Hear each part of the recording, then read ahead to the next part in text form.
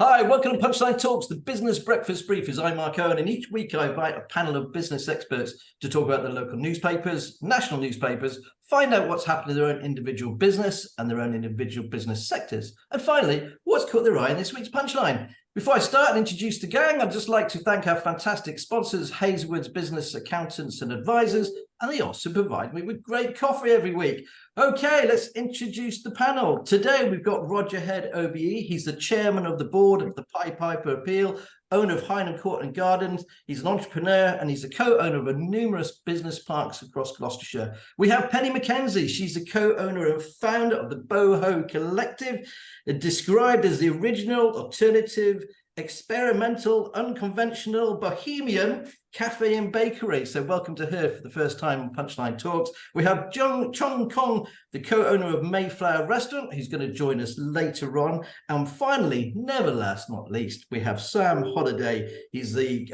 ex-editor of the Bath Chronicle. He's a development manager for the Federation of a Small Business. Welcome to you, Sam.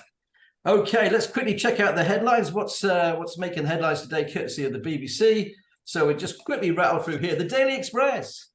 Heads must roll. Just how did this happen, says the Daily Express as they break into Sunak's house. The Daily Telegraph. NHS goes private to end the record backlog. But the story that's caught my eye here is actually the UK's era of cheap food is over, says Hunt. The Eye. 3 years of mortgage paying to 6 million face rate hikes. The Daily Mirror. Hard up. Get on your bike. I think we've heard that before, haven't we? The Metro, despicable oil, Sunak stunk. Daily Mail, how on earth could this have happened? The Times, economy is caught in a trap, says the Chancellor. The Guardian, latest rate rise sparks Tory calls for tax cuts. And the Financial Times, interest rates hit 15-year high as Bank of England warns of higher costs would not ease soon. And last but not least, the Daily Star, wish you were here. Enough said or done. I don't know what they're on about there, to be honest. But anyway, let's start the show properly. Hi, Sam. Thanks for joining us. What have you picked up? I thought it'd all be Trump today, but obviously it's not. It's the economy. Yeah, I mean, Trump is there. Trump is everywhere. But do you know what? I'm a big fan of like political comedies, like The Thick of It and Veep. And to me, it's like that Trump, but it's not funny. I mean, this man could seriously be president next year, and he's got 3 court cases and all the rest of it. So I've had enough of talking about him. I think he's going to dominate the news cycle for the last 12 months. So enough of Trump. I think the one that probably dominates all the papers and probably our discussion today is about the interest rate rises again, because it's this line that got me this time. 3 years of mortgage pain. I think when this all started, we were told short-term pain, long-term gain. 3 years is not short-term.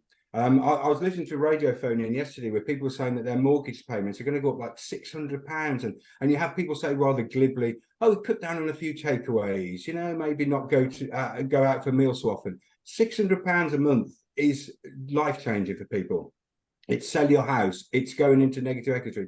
It's really, really frightening. And it's also frightening for businesses as well, because one thing they're trying to do is stop people spending. That's why they put the interest rates up. What do small businesses rely on? I mean, if you imagine you're in the hospitality sector in Gloucestershire or anywhere, this has been an horrendous summer. It's been just awful because of the weather, you're not going to be able to sit in your pub gardens as often. You're not going to have your day trips to the coast and things. So on top of all of that, you've got all of these costs rising and rising and rising. And I didn't see that before, but you mentioned about Jeremy Hunt's quote about the era of cheap food is over. I heard that exact quote 3 years ago from somebody in the NFU. And I thought then that sounded a bit apocalyptic, but it does feel that way. And I know you had Gareth from Punchline Restaurant on last week talking about the impact on hospitality businesses of rising costs. And when you see that line, 3 years, that's frightening. It's also politically, if you're Rishi Sunak or the Chancellor, you think by the time the election starts, you want to see some positive numbers. 3 years?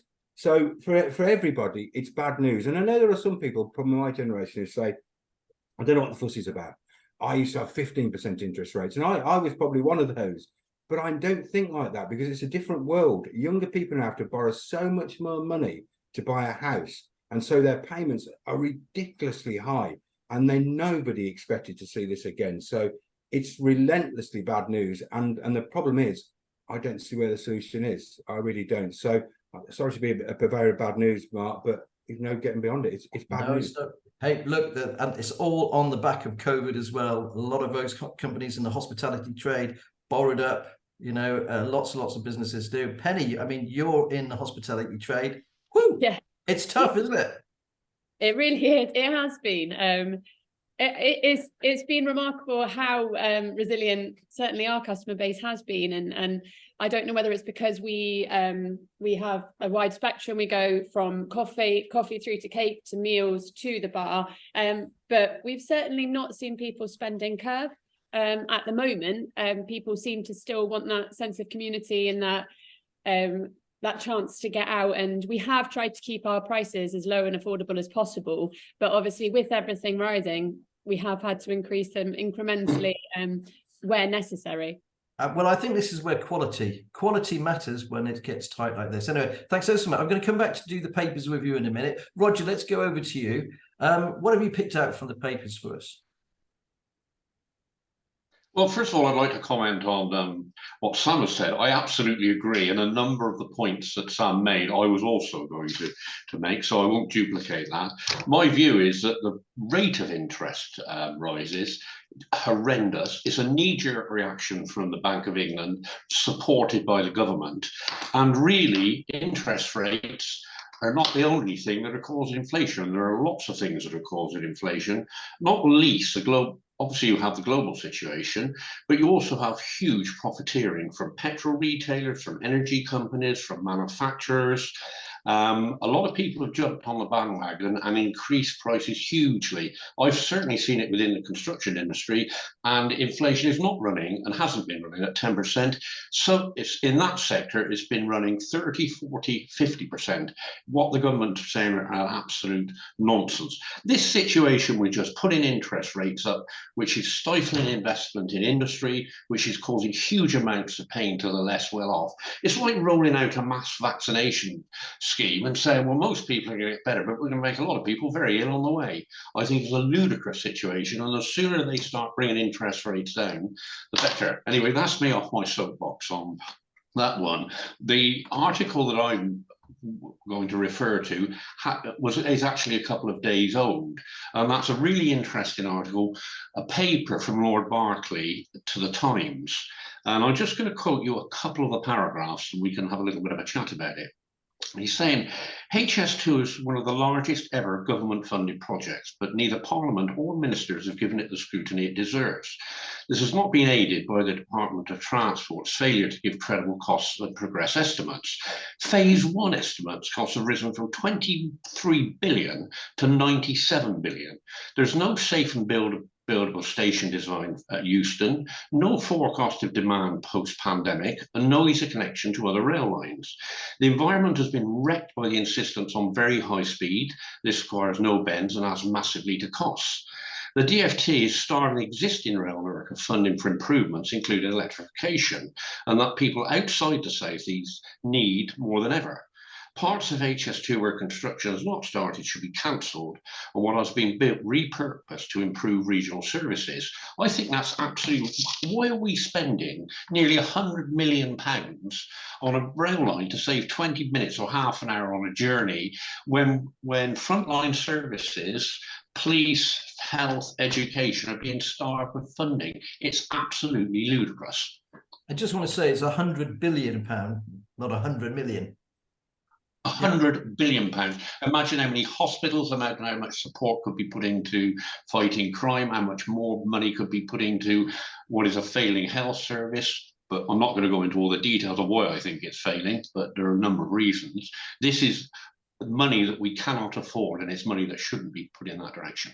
Okay, well, I'm going to pass it over to Sam. Sam, just very quickly, I think it's very hard to defend it, isn't it? I mean, I'm from the Midlands. You can probably tell from my accent. And going to London from the Midlands is a big day out, really. So the idea that you're going to do more of it because it's going to save 20 minutes is rubbish. You're still going to take your whole day to get there, and it's going to cost you a lot more money. And I've seen some of the infrastructure that's been ripped out in and around the Midlands, and some of it very good. And I just don't really see it. I don't know who really wants it. I don't see masses of people saying, We really want this thing. So, but my fear is, Roger, it's gone too far, that if we stop now, people will say that what we spent so far has been a complete waste of money. I agree with you. It's a mess. Okay, Penny, what's your view on it? Yeah, it's funny because obviously, well, the thing that I was going to talk about was all to do with cuts and government spending maybe not being filtered through to the right places for the right people. So I think I agree with both Sam and Roger, just in terms of, is that the best way to spend the money at this current time? You know, people are working from home, aren't they? So the idea of trying to commute to London like 3 times a week, why are we doing that? The cost of fuel, everything, it's just, it seems quite confusing to me. It doesn't, I agree with all of you, it just doesn't add up to me. It's just completely bonkers. It's gone off the rails, but it's too late. I think they've gone too far down the tracks. Mind all the puns. Anyway, Penny, okay, what have you picked out from the papers, please?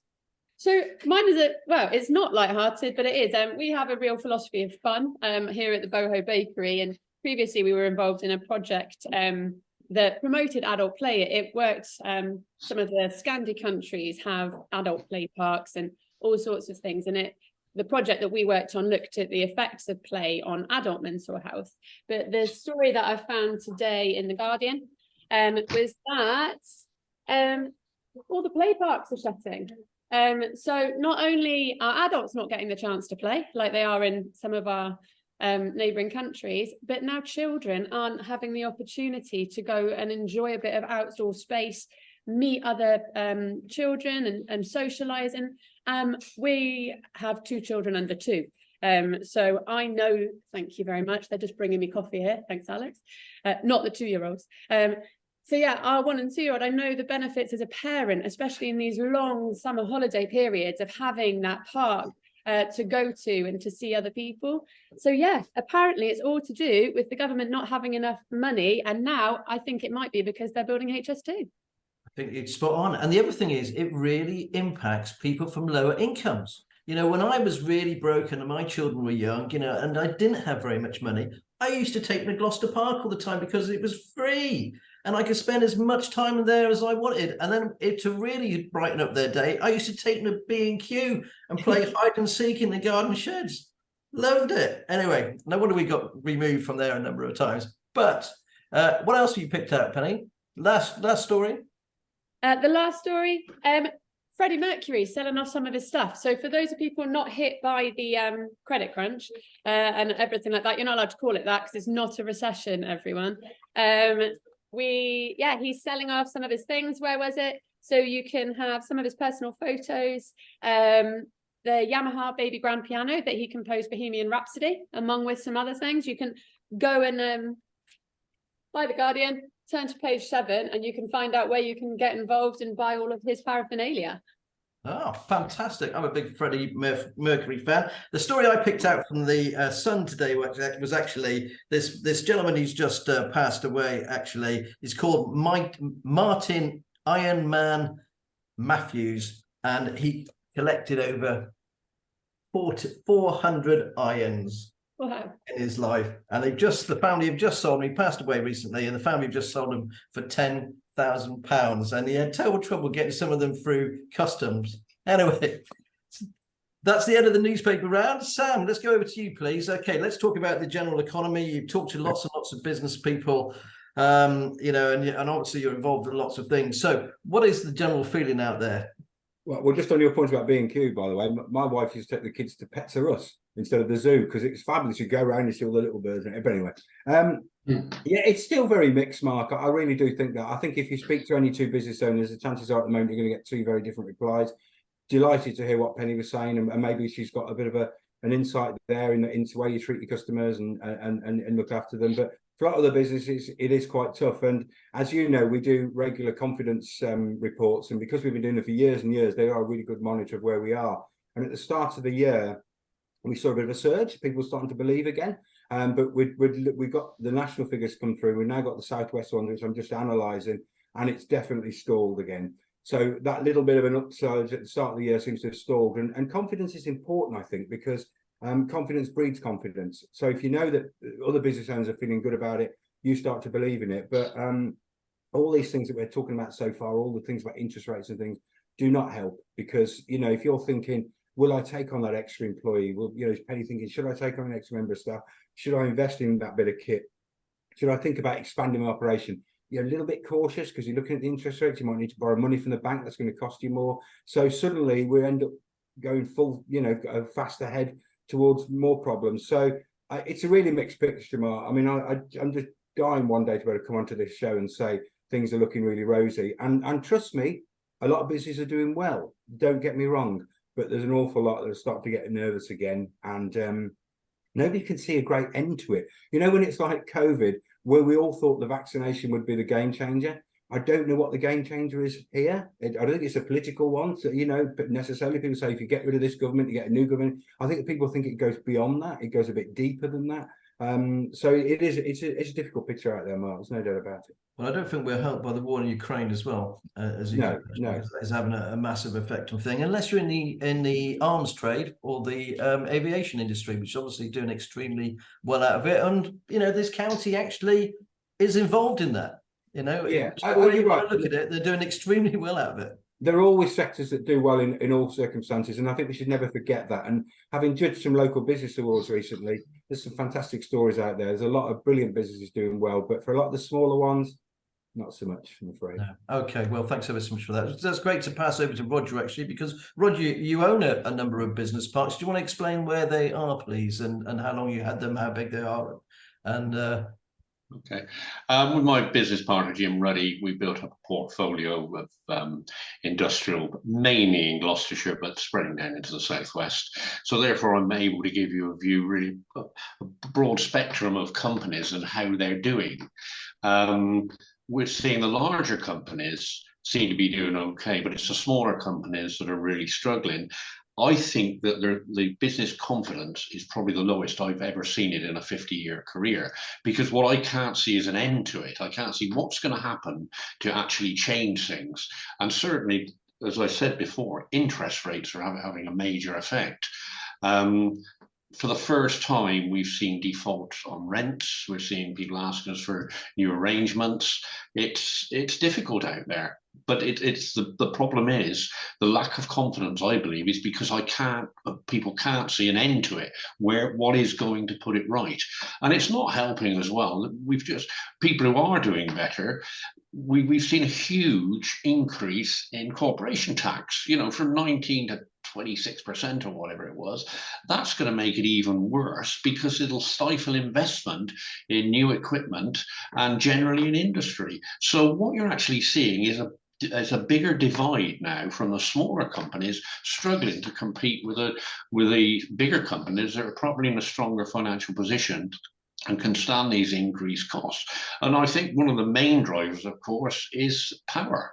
And, you know, when you see, you can't use power really as a barometer. When you've seen it not go up by 10%, you've seen it in cases go up 200 or 300%. I've chaired until recently the Malvern Three Cairns Agricultural Society. If the perceived increase in power of 300% had taken place, it would have wiped out what we achieve in a year.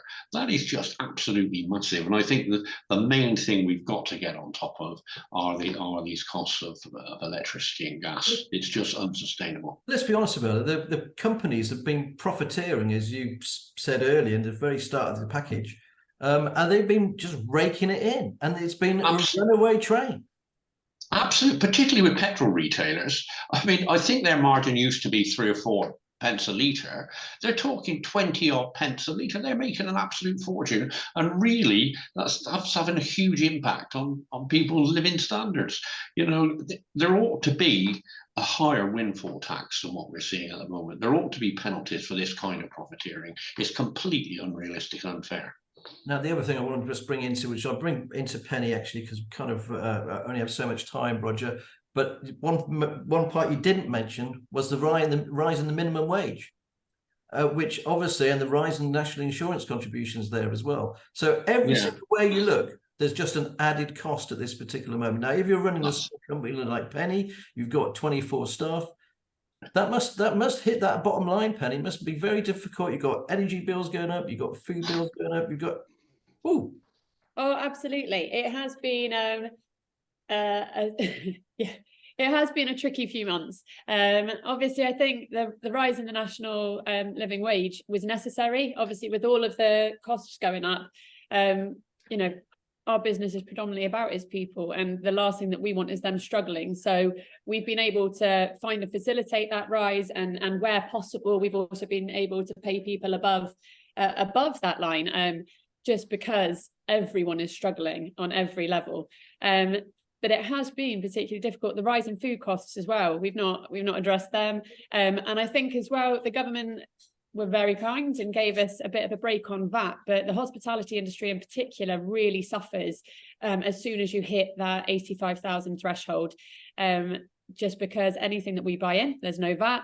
You obviously have to then charge it, and you know, you make £100, but you actually only take away 80, and when you're trying to pay rising energy bills and rising staff costs, that really has a negative impact.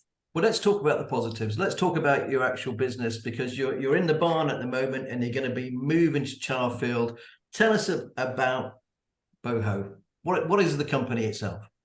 So the company itself is called Boho because it was always meant to go where it's needed. So our tagline is creating community, and actually everything that we've discussed today, I don't think there's ever been a time where community and companionship and belonging has been more of a priority for a lot of people. So we started back in 2016. I worked the British festival circuit. We used to put up semi-permanent structures and give the crew a place to gather and meet, because it can be quite a nomadic lifestyle in production.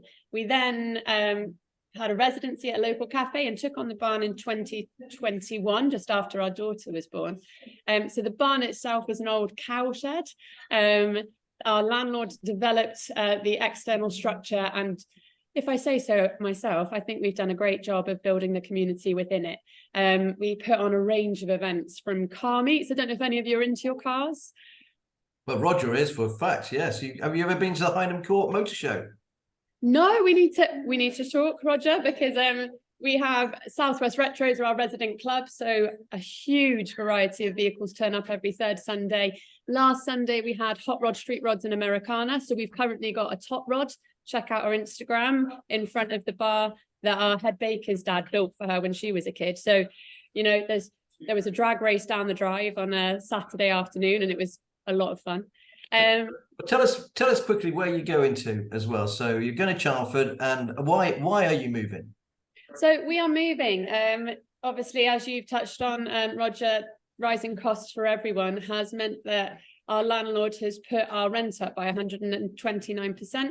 And well, in order for us to continue operating as we are, we'd need to support a rent increase of 129%, which just isn't doable. Everything that we've spoken about, this current climate, we can't afford it. So we have instead nipped across a couple of valleys, and we've taken on a smaller premises, but it's still got as much heart, and we'll take our boho vibes up there. So it's up on Chalford Hill, which is a great community. They have Chowfest up there, the Chalford Film Festival. So we're really excited to go and get involved with that and see what we can add to the community up there. Well, I'm looking forward. I'm sure, and the rest of the panel and anybody watching is looking forward to tagging along and visiting you guys, because I've seen the pictures of the cakes and we're there, guys. I tell you, thank you ever so much for that, Penny. Okay, we're going to come to the end of the show already, would you believe it? So let's find out what you picked out from this week's punchline, please, Sam. Well, I like the story about Gloucester Services. I don't know if anybody's seen that, but on Channel 4 on Monday, there's a 6-part series about the farm shop there. Now, I'm not a Gloucesterian, but if I tell people who don't live locally what do they know about Gloucester, it used to be Rugby or Cathedral. They nearly all say the services now. Everybody loves it, and I know people from the north will plan their route about stopping at Gloucester because they love the vibe of the place, they love the food, they love the feel of it. And I think this 6-part show, Mark, is about the farm shop, where it gets all its supplies from, which should be very interesting to you, Penny, I think. But it's also a great community project, the way they employ people locally, from some of them from deprived areas. It's a brilliant thing, Gloucester Services. I think it'd be a really good show. So looking forward to that one. Okay, thanks for that, Sam. Roger, what have you picked out from this week's punchline, please? I picked up the article about how well rental properties were doing and how the prices increases and how the agents were delighted with it. I can understand, people being enthusiastic because it's becoming on a par with Cheltenham and that, but it's not something to be applauded because people are renting properties because they can't afford to buy properties. And most of that is directly attributable to interest rates because buy-to-let landlords cannot afford to let at the rates that they used to and cover their mortgage costs. So the article was upbeat, but I don't think it should have been, because I think we shouldn't be applauding the increase in rents because it's causing greater hardship to the less well-off. That's a valid point. The point I think we were making in Punchline was that for the first time ever, actually people were investing more in Gloucester than actually over Cheltenham. And that is a complete shift change than has been over the last couple of years. But no, point taken. Thanks, Roger. Penny, what have you picked out from this week's Punch, please? Well, I picked up parks in The Guardian, and then I picked up adult parks because the pubs are closing in Punchline. Today was reported this week.